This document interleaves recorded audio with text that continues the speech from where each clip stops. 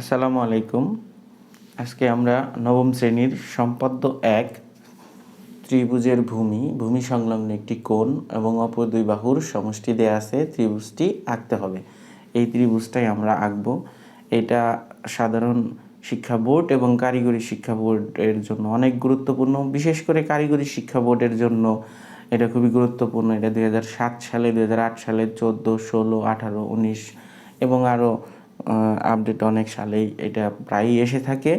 তো এইখানে প্রথমে আমরা মনে করব যে কোনো ত্রিভুজের ভূমি এ, তাহলে আমরা প্রথমে ত্রিভুজের ভূমি এ নিয়ে নিব। এই হচ্ছে ত্রিভুজের প্রথমে আমরা একটা ভূমি নিয়ে নিলাম এ, ত্রিভুজের ভূমি এ। এখন আমাদের ভূমি সংলগ্ন একটি কোণ এক্স নিতে হবে। ভূমি সংলগ্ন একটি কোণ এক্স নিব এবং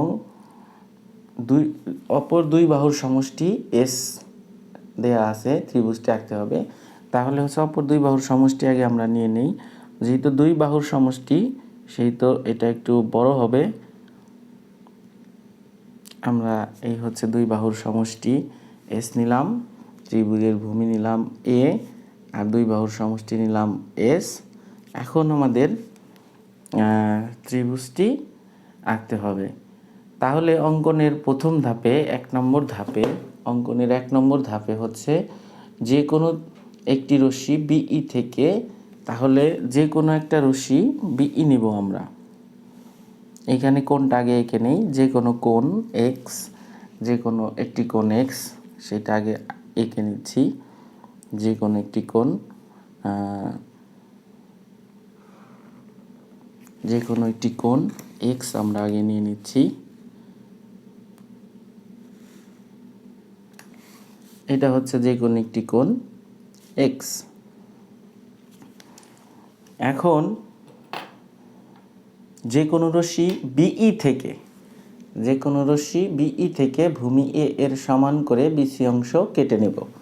তাহলে আমরা প্রথমে যে কোনো একটা রশ্মি নিচ্ছি, যে কোনো রশ্মি বিই নিচ্ছি।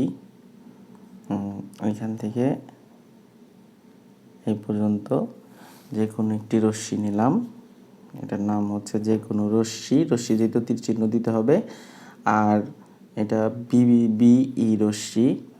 এইখান থেকে এখন এর সমান করে, এর সমান করে আমাদের কেটে নিতে হবে হচ্ছে, দেখো কম্পাস দিয়ে আমরা এইখান থেকে ভূমি এ এর সমান করে, যে ভূমি এ এর সমান করে এখানে দেখো বিন্দুতে আমরা এর সমান করে বিসি অংশ কেটে নিলাম। এখন আমাদেরকে বিসি রেখাংশের বিবিন্দুতে কোনো এক্স এর সমান করে CBF আঁকি। এখন হচ্ছে বিসি রেখাংশের এই বিবিন্দুতে কোণ এক্স এর সমান করে, এই কোণটার সমান করে আমরা CBF আঁকব। এই কোণ এক্স এর সমান করে আমরা এইখানে বিবিন্দুতে একটা কোণ আঁকব। এক্স এর সমান করে কোণ আঁকতে হয়। এইখান থেকে আবার এই পরিমাণ, এটার সমান পরিমাণ ব্যাসার্ধ নিয়ে এইখানে আরেকটা বৃত্তচাপ আঁকবো এবং কোণ CBF আঁকবো। এখন কোণ এটা লক্ষ্য রাখতে হবে যেন একদম অ্যাকুরেট হয়। সম্পাদ্য মানেই অঙ্কনটা একদম অ্যাকুরেট হতে হবে।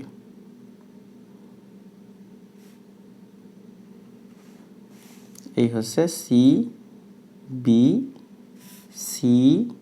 CBF কোণ আঁকলাম, কোণ এক্স এর সমান করে।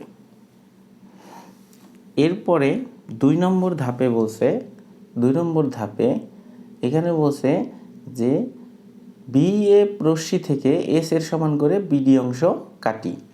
তার মানে এই যে বিএফ এটার মধ্যে আমরা এস এর সমান করে কাটবো। এই এস এর সমান করে আমরা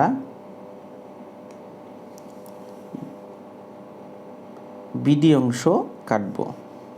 এটা হচ্ছে বিডি অংশ কাটলাম কার সমান করে? এস এর সমান করে। এস এর সমান করে এটা হচ্ছে এস এর সমান করে আমরা বিএফ রেখা থেকে কাটলাম, ঠিক এস এর সমান করে কাটলাম। ঠিক আছে, তো এখন সিডি আমরা যোগ করব। সিডি যোগ করি, তাহলে সিডি যোগ করে ফেলি।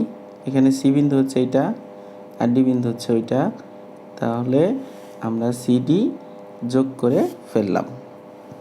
সিডি যোগ করে ফেললাম।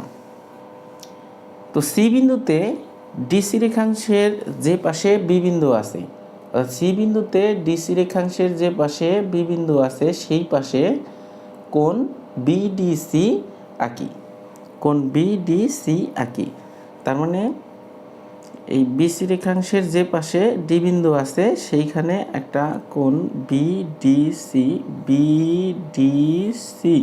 এই কোণটা, সেখানে একটা আমাদের কোণ আঁকতে হবে। তো আমরা এইখানে একটা কোণ আঁকি। এইখানে এই কোণটার কথা বলছে, এই কোণটা। তো এইখানে একটা কোণ আঁকলাম। তো এই কোণের সমান করে ঠিক সি বিন্দুতেও একটা আমাদের কোণ আঁকতে হবে। এটাই হচ্ছে কাজ। সি বিন্দুতে আমরা ওই কোণের সমান করে একটা কোণ আঁকি। সি বিন্দুতে ওই কোণের সমান করে একটা কোণ আঁকবো, তাহলেই একটা কোণের সমান করে আঁকতে হয় এইভাবে। একটু খেয়াল করতে হবে এক্স্যাক্ট যেন হয়।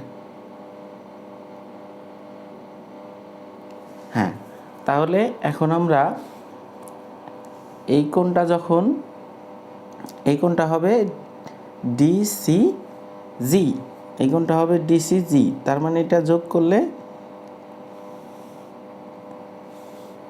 এই জি রশ্মি পর্যন্ত যাবে। সিজি রশ্মি মানে হচ্ছে কোণ বিডিসি, এই কোণটার সমান হচ্ছে এই কোণ। তাহলে এটা এখন সিডি যোগ করলাম। সি বিন্দুতে ডিসি রেখাংশের যে পাশে বি বিন্দু আছে সেই পাশে কোণ বিডিসি, এই কোণটা আঁকলাম। এখন কোণ বিডিসি এর সমান করে কোণ বিডিসি এর সমান করে কোণ সি ডিসি জি আঁকি, মানে ডিসি জি আঁকি। এবং সিজি রশ্মি, এই যে সিজি রশ্মি হলো সেটা বিডিকে, এই বিডিকে হচ্ছে কি বিন্দুতে ছেদ করে? বিডিকে ছেদ করে হচ্ছে এ বিন্দুতে ছেদ করে, মানে এই বিন্দুটার নাম হচ্ছে এ বিন্দুতে ছেদ করে। তাহলে এখন যে ত্রিভুজটা হলো সেই ত্রিভুজটাই হচ্ছে উদ্দিষ্ট ত্রিভুজ। মানে উদ্দিষ্ট মানে যে ত্রিভুজের আকার উদ্দেশ্য, মানে এই ত্রিভুজটা আমি একটু মার্ক করে দিছি যে আমাদের আসলে কোন ত্রিভুজটা আঁকতে হবে। এই ত্রিভুজটাই হলো উদ্দিষ্ট ত্রিভুজ। এই ত্রিভুজটাই হলো উদ্দিষ্ট ত্রিভুজ, মানে এবিসি ত্রিভুজ। এই ত্রিভুজটাই আমাদের আঁকতে বলছিল যে যদি একটা ত্রিভুজের ভূমি দেয়া থাকে এবং ভূমি সংলগ্ন কোণ দেয়া থাকে এবং ভূমি সংলগ্ন একটা কোণ দেওয়া থাকে এবং অপর দুই বাহুর সমষ্টি দেওয়া থাকে, তাহলে যে ত্রিভুজটা হয় সেই ত্রিভুজটা হচ্ছে এরকম, এতটুকু। আশা করি তোমরা সবাই বুঝতে পেরেছো।